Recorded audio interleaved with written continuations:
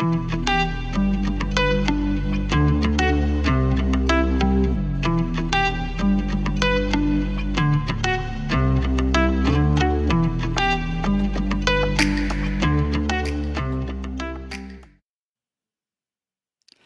everyone, and welcome to Fertile Ground with Mike and Coach. My name is Mike Cornell, and I'm alongside Coach Ron Lathey. In a world full of notifications, opinions, and advice, Coach, how do you decide whose voice is worth following?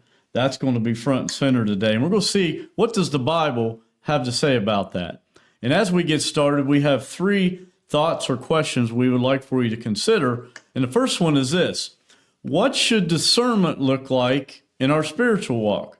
And this is a really good spot if you're a note taker to grab a pen, grab a piece of paper, grab your Bible, and follow right along with us here today. Second of all, what is the role of fear in our lives? And then finally, how do most people respond when God's plan doesn't match ours? And this week we continue, Coach, with the International Sunday School series that we follow week to week. And Coach, here we go. Last week, the title of our study was Living in Christian Community. And we were actually in the book of Matthew and spent a little bit of time in the book of Hebrews. This week, the title of our study is Deborah, the Dutiful Judge. So we kind of changed gears a little bit here from what we were studying last quarter, and we begin a brand new quarter this week. And we're going to be in the book of Judges, looking at chapter 4, verses 4 through 10, 14, and then go over to verses 21 and 22. And Coach, could you just kind of set the stage? It's a really interesting study here. I look forward to our conversations on it. Really, really good study to unpack. Yeah, I mean, just the name in itself, remembering the kind of the social order they had at this particular time, where women and children were almost second-class citizens. We find one of probably 5 or 6 others that we can find in the Bible that were actually given the title of judge, and as a woman. That's the thing that's so unusual about it. And basically, I think what we find at that time is we're going to talk. We've talked many times, but it's been a while when we talked about the sin cycle of Israel. And they certainly are in the middle of this. This is not in our lesson, but the first verse of chapter 4 of Judges says, "The Israelites again did evil in the Lord's sight after Ehud's death, who was a judge. The Lord turned them over to King Jabin of Canaan." So what we find out there is that they are now back in the bottom of their sin cycle, where they have sinned against God. God is going to bring punishment to them for what they have done to try to bring them back into the fold. And that's what our lesson is going to be talking about today. And it had gotten pretty bad because in chapter 21 of the Judges, it says, "In those days there was no king of Israel," and hence the judges took the place of the kings, "and everyone did what was right in his own eyes." Now that's a sad position to be in if you're working for God. So everybody was doing, kind of reminds you a little bit about today, I think, whatever somebody thinks is right, they think it's okay to do it. So that's where Israel was when we kind of get into our lesson today. And what's going on is God has changed. This is right after the death of Joshua. Right. Joshua had just died, and he had been their leader since Moses had died, and throughout their wilderness journey and so forth.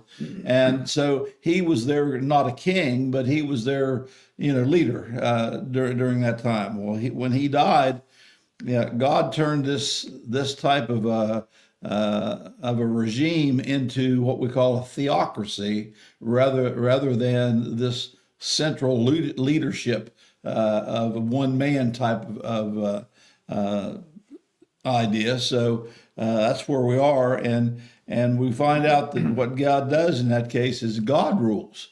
When he got to this place, he decided, I'm going to rule, but I'm going to rule with people that I can give messages to and instruct on how to get the people back into the covenant that I made with Abraham.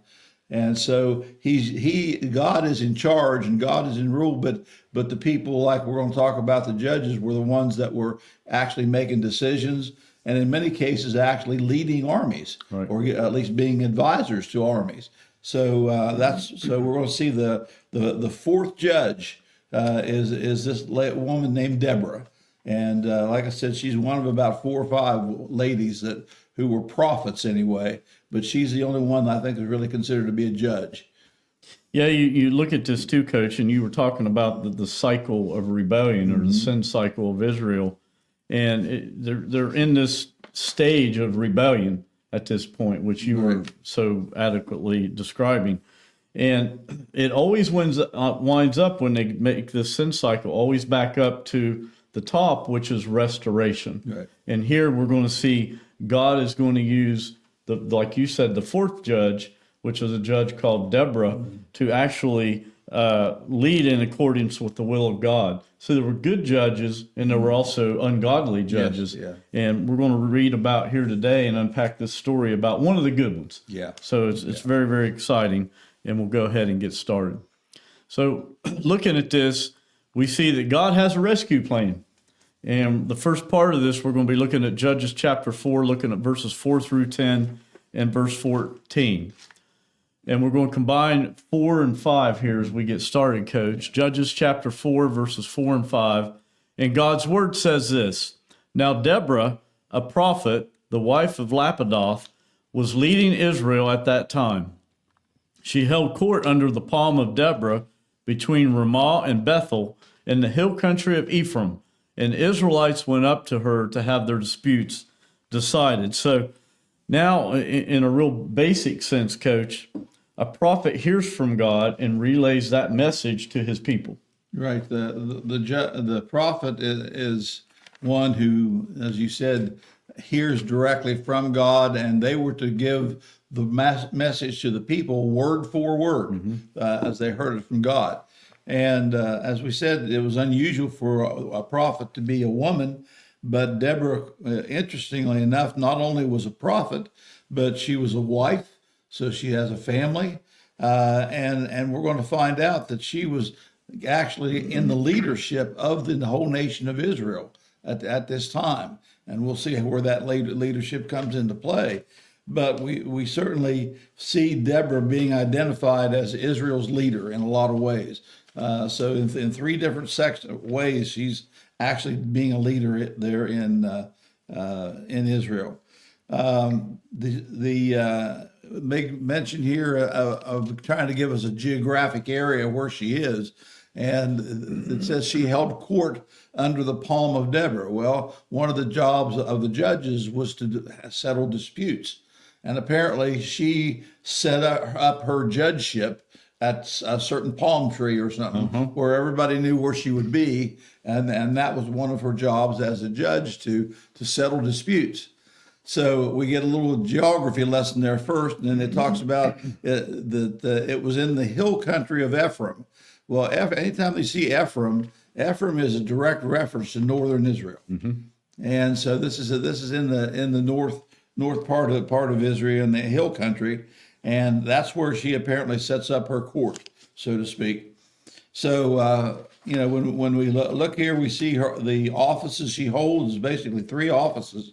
And we find out that the didn't have any courthouse, and this is what a lot of the judges did. It was business was either transacted in a place that the judge decides, or it was held mostly at the city gates of the city, and that's where you found the courts at that time. So anyway, her role was kind of a civil magistrate. We might think of being a magistrate, and the people went up to her to have their disputes judged. So she is a full-time judge. She also is a prophetess, and as well as a mother. Right, and you look at this too, Coach. Not only that, but she was extremely wise. Yes. And people came from all over, like you said, to have their disputes settled. underneath this big palm tree or whatever type of tree it was. So we don't know a lot about Deborah's personality. We know about her character. We know she had high integrity, was a lady of faith, but we don't know a lot about her personality. One thing we do know, just by really connecting the dots here, she had a fiery personality. I'm sure she did. And maybe she was another Judge Judy that you see on TV. She had a fiery personality, and that is verified here in the book of Judges. Right. So, it's not something we have to kind of connect dots and make up. But, some people consider the fact that God raised up a woman judge here as something very unexpected, because of, some of the things you mentioned, that women and children really were looked at as second-class citizens. But if you look in the New Testament clarifies that says, a woman can be a prophetess. Right. And also it says that they should practice it accordingly. And that's in the book of Acts, chapter 21, verse 9, for those of you who are taking notes, and also in 1 Corinthians 11:5. And not only was she taking care of business that was in front of her at that time, later on we learned that she also was training her replacement and really bringing them up and kind of showing them the ropes and giving them all the advice that she possibly could before she passed the baton off. So seems to be a person of high character and sees the big picture, but has a tremendous relationship with God. And must have the respect of the people. Right. Obviously that, yes. Yeah. And that takes us to our first question here. And, one thing, it's very obvious from what we read and we study here about Deborah, not only in the context of today's lesson, but all of the scripture that relates to Deborah, that she has piercing discernment. Yeah. So what should discernment look like in our spiritual walk? I thought that's really an interesting question. Yeah. First of all, discernment is a type of wisdom. And I think it's not book learning wisdom. It's the kind of wisdom that you get from maybe experience, and also taking advice of people that are brighter or smarter than you are, or wiser than you are. And of course, that would obviously start with God. And again, the fact that she is labeled as a prophetess tells us that she gets direct messages from God himself. So her discernment a lot of times is nothing more than listening to God and applying what he says. Now, as far as for us, we should be people. If we're a Christian, we should have discernment too, because we have the inner voice in us, the Holy Spirit, that we get. That's where our discernment should come from. But a lot of times we get in too big of a hurry and we don't listen to that voice, or we don't even take time to ask, what my direction should be. And we go off on some tangent, and later on we find out we went the wrong way. So discernment always, I think, no matter we're talking about with Deborah here or ourselves, starts with God. We have to believe that he knows what's best for us, and much more so than we do. And if we truly have, and then of course you have to have a relationship like she did as a prophetess. We have to have a direct relationship with God, and we have to be willing to listen to what he has to say. And I'm not saying you're going to hear God's voice like she probably did, but what God gives us little nudges and little things that if you really are wise to see them, he gives us signs along the way of what we should do. And a discerning spirit comes from the Holy Spirit, but we have to be wise enough to follow what that Spirit is telling us. And a lot of times it's against what we want. Yeah, it really is. And you look at, a lot of times, Coach, people who have been blessed with the gift of discernment look at it as a blessing and a curse. Yeah. Because when you're able to understand the heart of a person in front of you, a lot of times it lowers your expectation of that individual. Yeah. But when you look at what should discernment look like in our spiritual walk, first of all discernment is rooted in Scripture. Right. That's the mirror. that you put up against it. And you look at, does it agree with Scripture? Does this reflect God's character? Does this draw me closer to God himself? So those are some of the things you got to look at. Discernment also tests what it hears. Discernment listens intently. A lot of times people listen to respond instead of listening to understand.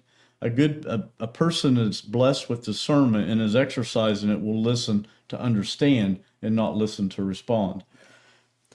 You know, the other thing too, if you want to know if somebody really has discernment, Coach, look at the decisions of life they make. Are they wise decisions? Mm-hmm. That's how you know. That's how you can tell. Yeah. And the other part, you know, when I'm talking about being balanced, being a blessing and a curse, you have to be able to balance that with love, regardless of what your discernment is telling you. So many times today, people hear other voices and they mistake it for God's voice. Yeah. And that skews the proper discernment on a particular item. So there's a lot going on here, and as you grow and you mature, your discernment should grow and mature with you. But it's simply put, Coach, it has to reflect God's character. Right. Period. And that takes us to Judges chapter 4, verse 6. She sent for Barak, son of Abinoam, from Kadesh in Naphtali, and said to him, "The Lord, the God of Israel, commands you, go take with you 10,000 men of Naphtali and Zebulun and lead them up to Mount Tabor." So this verse really introduces us for the very first time, Coach, to Barak, mm-hmm. who was a great military leader at that time. Yeah, he was. It makes mention here too. It says there's a reference to Kadesh in Naphtali, and Naphtali was one of the regions of Israel. As you know, we know when they came from Egypt into the Promised Land, God divided the land among the tribes, and Naphtali was one of the tribes. And so it was up there close to Issachar too. Those were close together. And the way that God had them fight the battles that they had to fight is you fought the battles in your area, and God would certainly be your leader, but He would expect your people, to come and handle the situation, whatever it is, and it wouldn't involve the entire nation's people. It was your tribes that were there were supposed to provide the armies.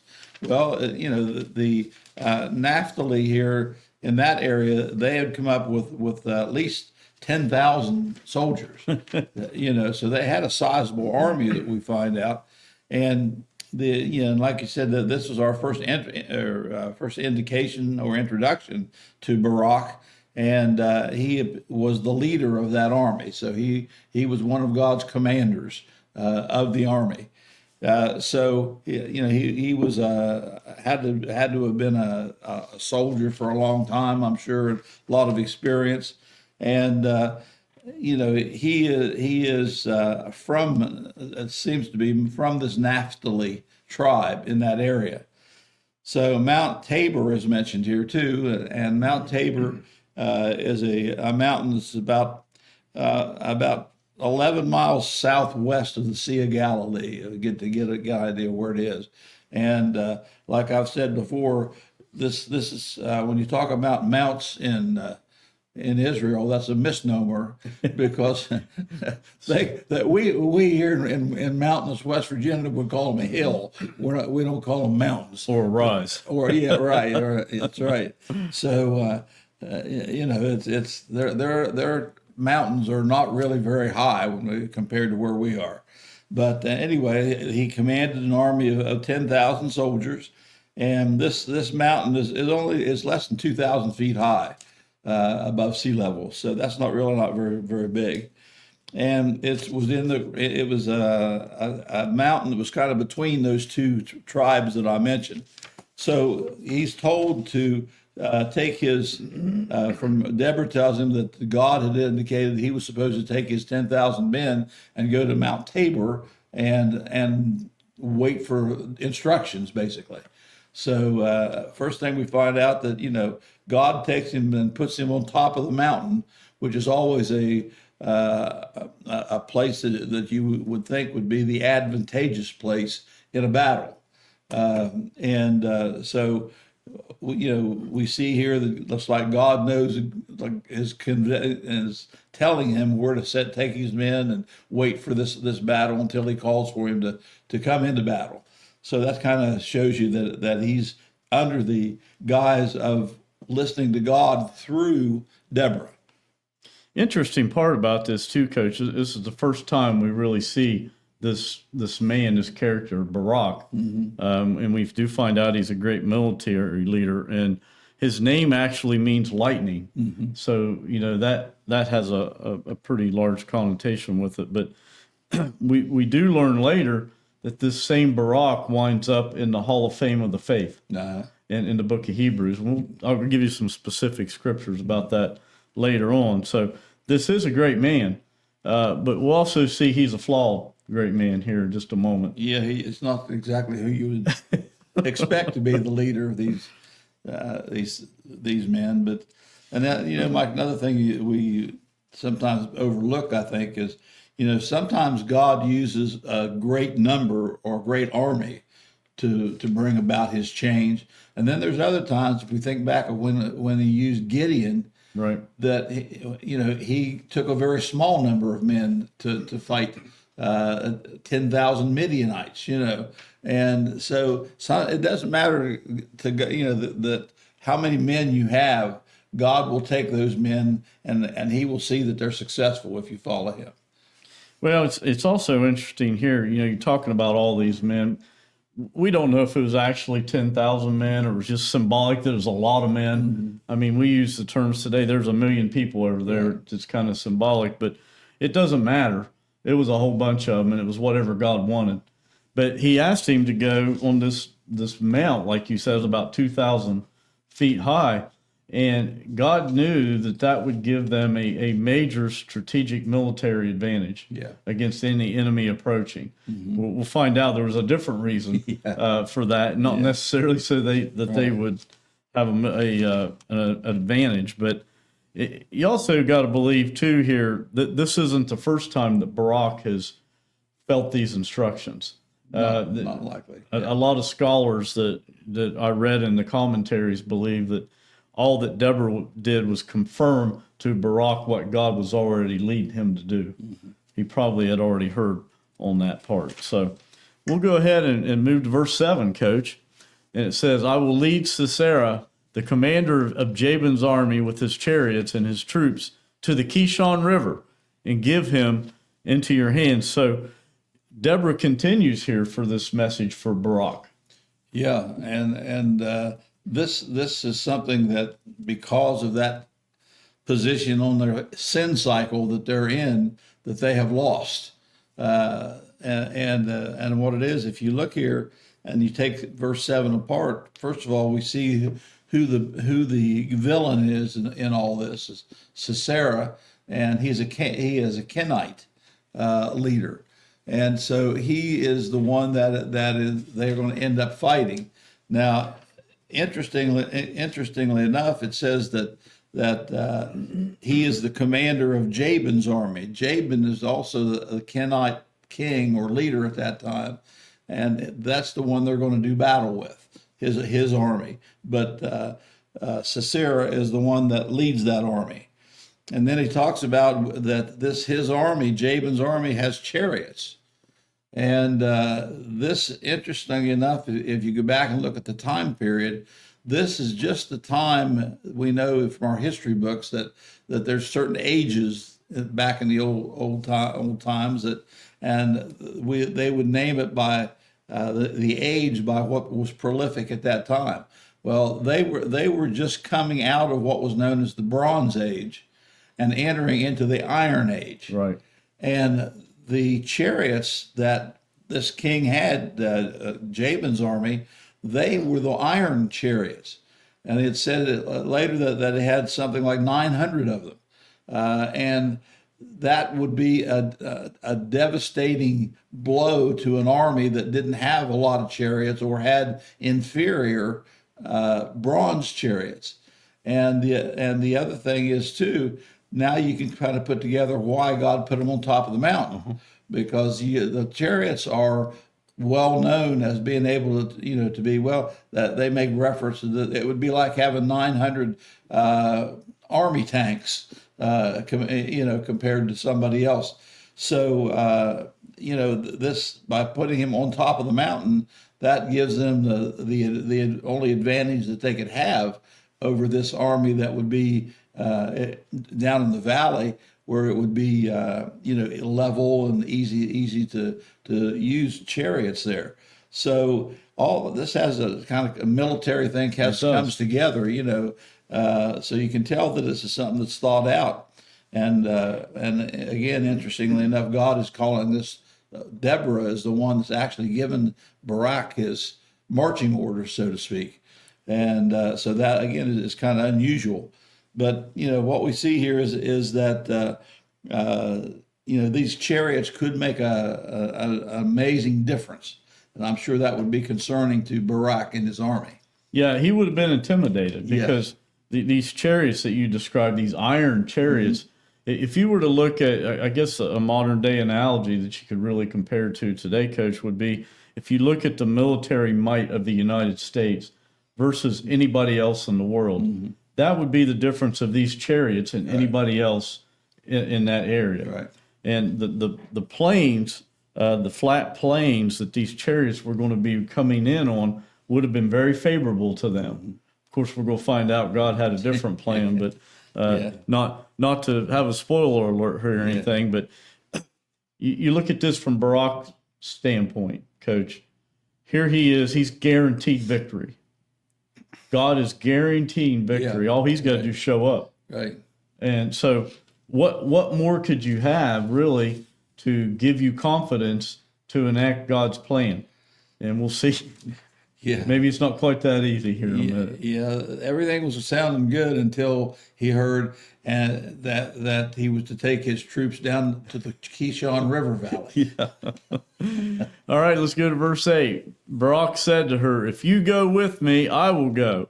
But if you don't go with me, I won't go." So here, Barak, and this man that we know, Coach, is in the Hall of Fame of the faith. He's actually listed there. We see Barak here shows his doubt. Yeah, he shows that he's not too sure about this when it comes to his first command by Deborah. That so he's got trying to get some assurance some way here, and so he decides, well, I'll just ask her if she'll go, not only go with him, but help him lead the army. And this time it says, if you go with me, I will go. But if you don't go, I'm not going. Maybe you didn't hear God right or something. Those are the kind of thoughts I would assume he had going through his head. So he certainly has a mistrust of his own strength and his own ability. And now he wants some security. And especially if he's sure that this woman is telling him what God said. So he certainly has his moment of doubt here, and so he kind of puts a condition on obeying God, and sometimes we do that too. God will say, "Well, you should go do this," and we kind of question God and say, "God, are you sure you got the right person?" Or they say, "Show me a sign." Yeah, show me a sign that I'm supposed to do this. So anyway, this Barak may have been thinking, well, if I ask her to go with me, she won't go, and so but he got surprised, as we're going to see. Well, we really don't know what his hesitation was. Right. It could have been a lot of different things. It could have just been plain and simple his respect for Deborah. It could have been that he felt like Deborah's relationship with God was much superior to his, and that he needed that. The other part is, he could have been looking at it from a recruiting standpoint, because Deborah was famous. She was one of the wisest people in the world at that time, and everybody knew who she was. So when he went to these other two places to recruit these 10,000 men, having her there probably helped with that. Yeah. So we don't really know why he did that, but we know that's exactly what he did. So he has a good relationship with Deborah. Yeah. He trusts her and he respects her. It could have been, like I said, just as a doubt when she's saying, you're going to come down off of this mountain where you have the advantage down to the river valley. And he's thinking, that's not smart military news, so could have been any of those things. All right, and that takes us to our next question. Obviously, this doubt or hesitation that he had some fear involved with it. Yeah, no question. And that's what makes a lot of people hesitant. And so let's talk about that for a minute. What is the role of fear in our lives? Well, personally, I think God puts fears in our lives, first of all, for safety. There's times that fear is used to stop someone from doing something that really could get them hurt or killed. And there are certain things that we have fear of. And that's self-induced fear, which is what he's running into here. And he shows a lack of faith because of that. And the way he's handling with Deborah here, he's relying more on her faith now than he is his faith. So the fear there, it comes from that, I think, or at least part of it. But at the same time, fear is used to protect us sometimes in our own lives. Right. But the thing we want to maybe distinguish or differentiate here is the difference between our fear, man's fear of things, and the fear of God. Fear, God is also meant oftentimes in the Bible, it talks about having the fear of God. And that fear is fear, but it's fear with respect. And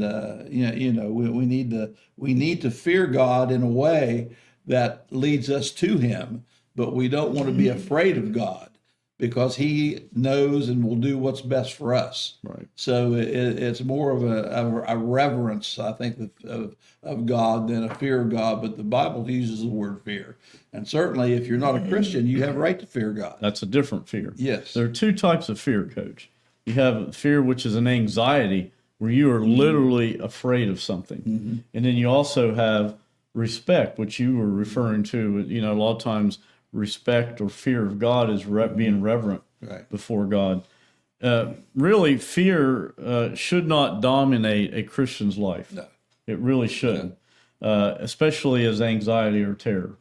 Rather, the fear of the Lord should function as a reverent awe of God when you think about his holiness and authority that leads to wisdom. Right. It also leads to obedience. It also leads to worship, and also leads to a deeper trust in him. That's a healthy fear, a respect, a reverence for God. So it just depends on what your definition of fear is in this context. Yeah, and what you're afraid of. That's right. And that takes us to verse 9. Certainly I will go with you, said Deborah, but because of the course you are taking, the honor will not be yours. For the Lord will deliver Sisera into the hands of a woman. So Deborah went with Barak to Kadesh. So Deborah agrees to go with him, Coach, but she kind of has some bad news for him. Yeah, I'm sure it may have surprised him the way that she immediately said, certainly, I'll go with you, And like I said, she didn't come and tag along behind the army. She was up front with him, right, helping to lead. That's the idea of the judge. And but as you said, but there's a stipulation here that Barak is about to lose some of the honor he could have gained by what he's doing, because God had given him enough faith to go if he just accepted it. And of course, we can stop there and talk about, when God tells us to go do something that we're a little skeptical of. A lot of times we instead of turning to God and praying to God and trying to listen to what God has to say and the direction he leads us, we go ask somebody else. What do you think about this? We want to check it out for ourselves. And all that is simply a lack of faith. Right. And if he agrees that she is a prophetess and a judge, then that should have given him enough faith that she knew that exactly what God had told her to tell him, and he should have taken on her word of that. And so, but he gets cold feet, as we call it sometimes, and Deborah says, yeah, I'm going to go with you, but because you asked me to go as a sign, basically, you're going to lose honor that you could have earned, that you could have had. And the honor will not be yours. In fact, it's going to be a woman that's going to get the honor. And of course, first thoughts, I'm sure, for Barak was, well, I guess Deborah's going to get all the glory for this, and I'm going to be kind of a side show with her. But yeah, there was a price to pay because of his lack of faith. Well, there is, and here we do see evidence of her fiery personality, because she really kind of challenges Barak's manhood. Yeah. Here, she says, "Okay, yeah, I'll go with you, but you're not going to get any of the glory on this or any of the credit. A woman is." Yeah. Now, she didn't say I was going to, which we learn. Who knows what she thought at that time, but she knew that a woman was going to get credit and the glory for it. But you think about that for a second, Coach. This is a Jewish man. And again, Jewish women were looked down upon as second-class citizens. So Barak is going to take a back seat in the honor and glory to a woman. Right. In a battle. I mean, in a battle. That is like the most ultimate downgrade or insult or whatever you want to call it. Yeah. But he apparently is so unsure of himself here and unsure of the instructions that God has given him. He's willing to accept that. Yeah. And, and basically, if you listen to her words before, it's a battle that he's going into that's already been decided. Yeah. That God's already taken care of who's going to win. Well, no, before we completely bury Barak, we have to remember he is in the Hall of Fame of the faith, so he's a great man. Yeah. Because you don't arrive there by accident. Right. And that's in Hebrews chapter 11, verse 32 and 33, for any of you who would like to write that down and go check it out. Called the faith chapter. Yep. All right, let's go to let's go to our next question, Coach. And I think this is our last question here today. And that is, how do most people respond when God's plan doesn't match ours? And I have a feeling that's a little bit of what's going on here with Barak. Yeah. Yeah, it's kind of what we just talked about. This he knows that God's plan, he's been told what God's plan is, but because he's just a little bit skeptical, not of God, but of himself. I think he doubts himself. And that's what a lot of people do. If you get an inclination from God or some type of direction from God, about your life, then a lot of people are saying, think, God, are you sure you're talking to the right person? Because very seldom do we agree necessarily with what God's telling us to do, because it often takes us out of our comfort zone and means that we have to really learn to rely on God even more than we do now. So when God's plan doesn't match what ours is, God is always wanting what's best for us, even though we don't understand that. And we don't understand what he's asking us to do would give us to our best. So that, again, it points to a lack of true faith in God and being able to follow God where he leads, just simply because he tells us to. Because we've got our own ideas. We think we're like Barak, we know what we're comfortable doing. And if we ask to step outside that comfort zone, then we doubt.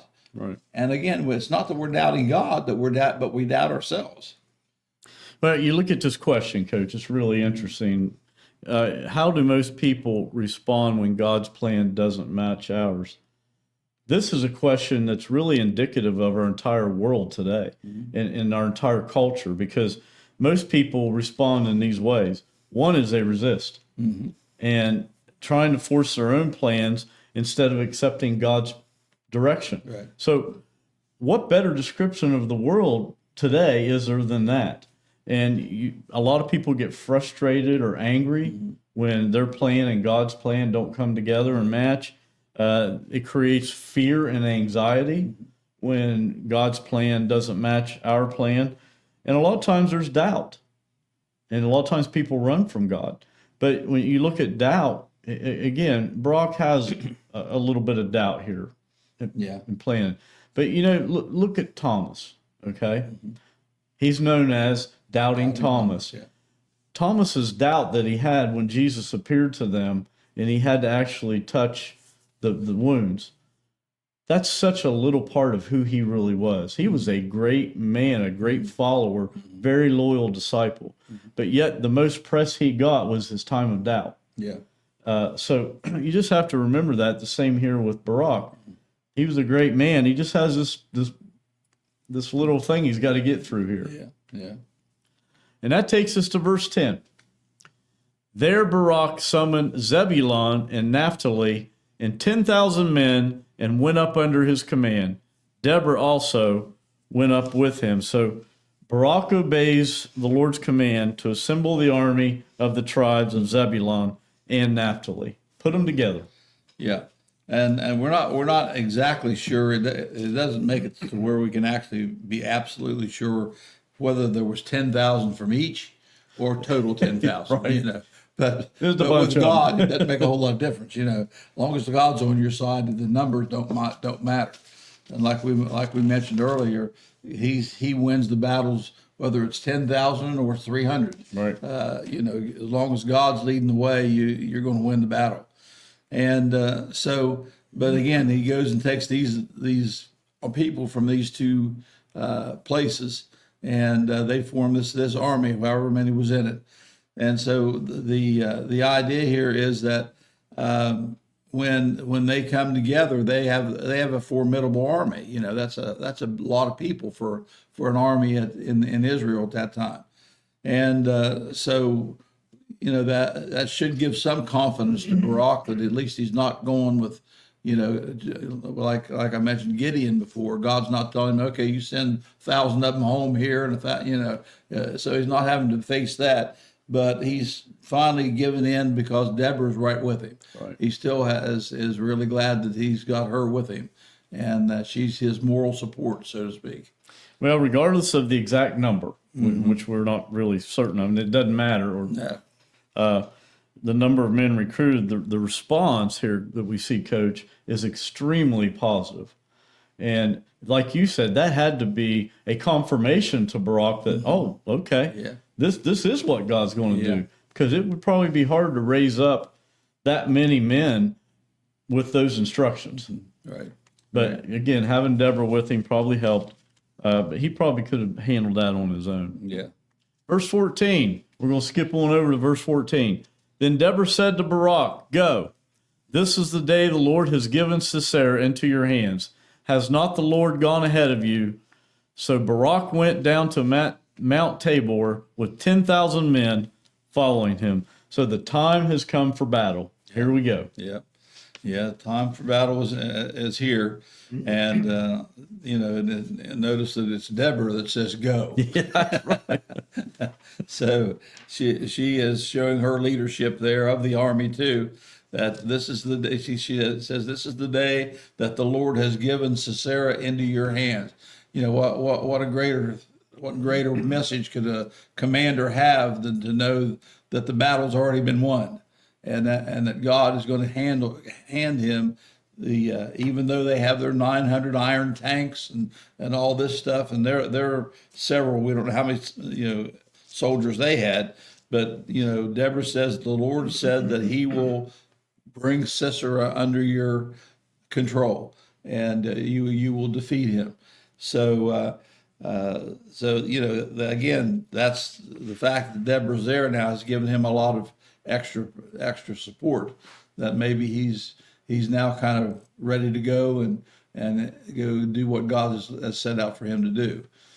So. Well, Sisera, Coach, was the most feared military commander in the world at that time. And you think about having 900 iron chariots, that's a big deal. Yeah. Because they only have 10,000 men. And so almost 1/10, there's at least there's a whole bunch of people around these chariots. They may be outnumbered Right. completely, Right. Especially with the chariots. The chariots would make a deep dent into these men. So, but she does remind him again here when she tells him to go, Yeah. the battle's over. Right. The victory's already been declared. So he just needs to show up and obey, which he is doing. And that takes us to our second section here in Judges chapter 4, verses 21 through 22. So now we have this battle taking place, so to speak. And we learn also, not in our context here today, that God intervened in that as well by sending floodwaters. Right. And the chariots actually got stuck in the mud. Exactly. So they became really a liability more than anything else. Yeah, their advantage suddenly turned to a disadvantage. Right. And God, and this, of course, Barak didn't know this was going to happen, but just like, when we're told to go somewhere or do something for God, we think, that maybe we are not able to do that. But we got to remember, when you go in somewhere where God's telling you to go, He's with you. You're not going alone. And and Barak here, when he's got to be thinking, coming down off the mountain, we're giving up our strategic point here. If we come down off the mountain and go into the valley, that's where the chariots are. Maybe the night before, that's what he's thinking. Why would we be told to go to the valley where the chariots can be effective?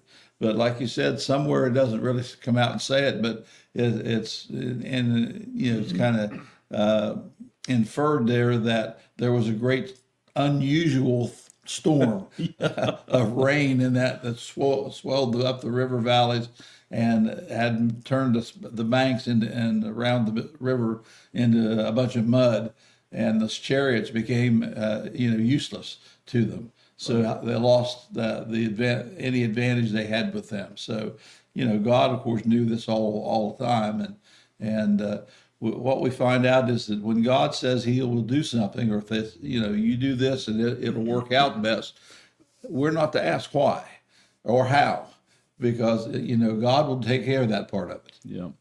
Well, you have this battle going on now, and Sisera is back way behind enemy lines in a tent. Mm-hmm. And we're going to see how this plays out. And it's not quite like Barak and maybe even Deborah really thought. So let's watch how this plays out, Coach. Verse 21, but Jael, Heber's wife, picked up a tent peg and a hammer and went quietly to him, meaning Sisera, went quietly to him while he lay fast asleep, exhausted. She drove the peg through his temple into the ground, and he died. So Sisera assumed some safety, behind the enemy lines, Coach, in a tent, and he falls asleep. Mm-hmm. Last time he ever fell asleep. Yeah. Jael is a woman who's the wife of this Heber, and Heber is a Canaanite. He is part of the people of Sisera, right? And in fact, it seems to indicate that he knew Sisera very well, and they were actually kind of buddies. So when Sisera, he left his army, he was stuck in the mud, and he was running for dear life away from the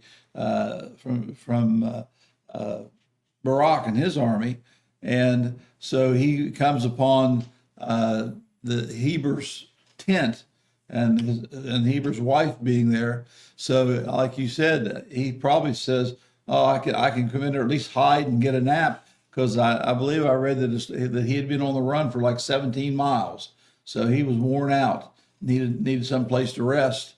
And interestingly enough, apparently this Jael came out to meet him, to welcome him. And the idea here is that when she went out to welcome him, he would assume, well, good, I'm going to be able to rest. And he took his guard down and went to sleep. And then we find out that Jael is either a conspirator with the Israelites, or she's at least an enemy.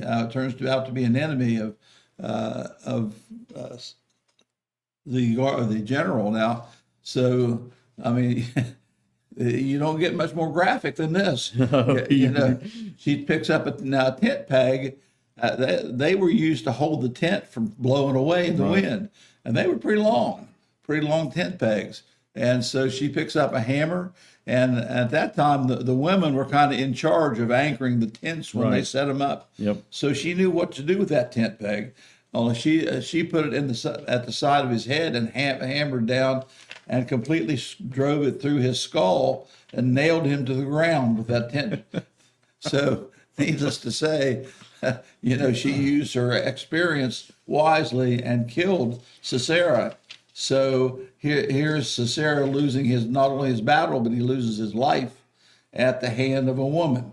And where have we heard that warning? Yeah, it really does. And it also goes that, you know, if you take a chance and you defy God, it can be a real headache. It give you a headache real quick. Yeah, that's right. Because, one thing about Sisera, Coach, is he had a tremendous reputation for his treatment of women. Yeah. He didn't like women. He mistreated them. And his reputation was known throughout that whole culture at that time. So we don't know why this lady decided she needed to take care of business, but she did. We don't know whether she defied her husband or not, or whether they were working together. It doesn't really matter. God would have told us that.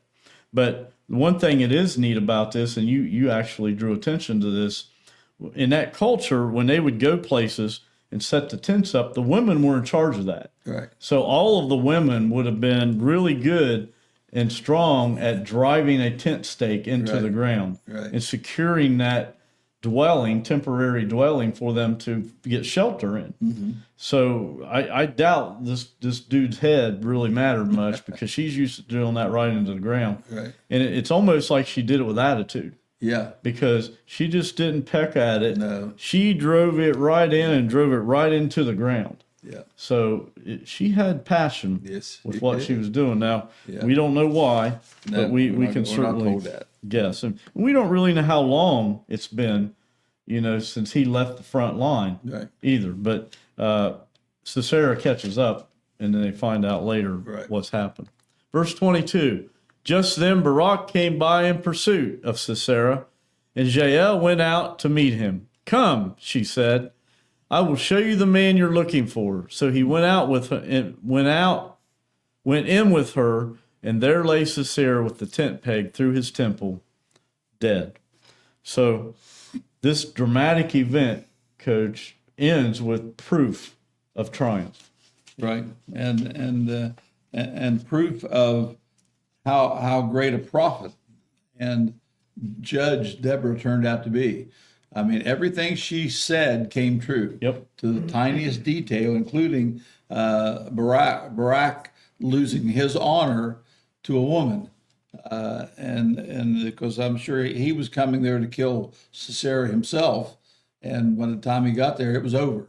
So he lost that honor. And, you know, of course, the woman in reference there is Jael. And so it's just interesting to see that how accurate her prophecies were about and then how great God is, you know, making all these things come right into practice, you know. So it's, you know, it was one of those things that you can tell was God led and God, you know, God inspired from the beginning to the end. Yeah, and there's a lesson here for us too, Coach, and it's very important. And that lesson is that God can take even the evil of man and accomplish his purpose with it. And that's really what happened here. And you look at Psalm chapter 76, verse 10, it actually says, surely the wrath of man shall praise you. So we see God uses all things to glorify himself here. Right. And like you said, once again, this confirmed what the prophetess Deborah said was going to happen. Yeah, and this is really the last we hear of Deborah. You know, she just kind of came into it for this one purpose here, and she's very well esteemed in history, Jewish history. And that takes us to our thought to remember, Coach, and that is this: God spoke a faithful word through Deborah. And could you take that thought to remember and just give us some final remarks as we wrap it up here today? Well, just to kind of summarize, what we've talked about is, we see how God was able to take, first of all, a woman who would be in their culture, very insignificant, and make her great, and bring her at a time that she was needed, because the men had kind of fallen away from their job. I see that as God looked for somebody to come and lead this war against Sisera, and could not really find anybody other than the woman Deborah, with the faith that she showed, and knowing that he could trust her, and she was going to be become a well-known prophetess. But the thing is that we always got to keep in mind that God is the main character here. God is the one that instituted and had made everything come together, just like the flood at the right time, everything that it took for them to be successful. God is in charge of that. And that's why if you find yourself always in God's will, if you're doing what his plan is for your life, God's right there with you. Yeah. And if he's calling you down that particular pathway, he's not going to walk away from you. You're not going to be left alone. And he will see that you are successful in what he's called you to do. But you have to depend on him, and you have to follow his leading. Well, and you certainly don't want to defy him. No. And I'll say this again, sometimes defying God can be a real headache. Yeah. And we learned that here with this dude named Sisera. Yeah. The last headache he ever had. But we started this off, Coach, with this thought: in a world full of notifications, opinions, and advice, how do you decide whose voice is worth following? Thank goodness Deborah followed the right voice here, and Barak did as well. And if you have any questions about that, we would love to hear from you. This is Pine Grove Baptist Church in Parkersburg, West Virginia, and you should see the contact information on the screen. If you have any questions about anything, please reach out to us. We will respond to your message. For those of you who watch week to week, maybe this is your very first time. We would encourage you to share this message with your friends, with your contacts, out on whatever social media platform it is that you subscribe to. It just gets the word out. And we're also out on a podcast platform, Coach, which lets people go about their day and actually listen in. We thank each one of you for watching and listening in week to week. We see it as a very, very dear privilege, and we don't take it for granted. Next week, the title of our study is Hannah, the Faithful Supplicant. And we're actually going to be in 1 Samuel chapter 1 next week with that. So until next time, this is Mike Cornell along with Coach Ron Lathey and our production team, Andy and Courtney Holbrook, wishing everybody a blessed week, and we hope to see you real soon.